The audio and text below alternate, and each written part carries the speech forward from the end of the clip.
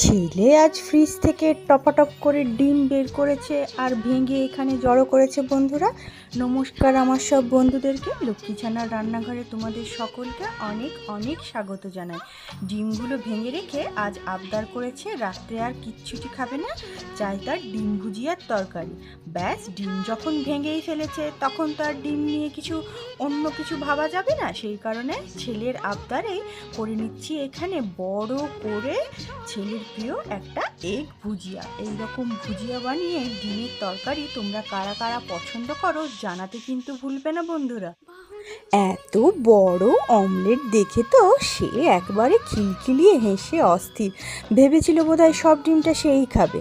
আরে বাবা, 4টে ডিম একা খেলে তো অসুস্থ হয়ে পড়বে এই গরমে।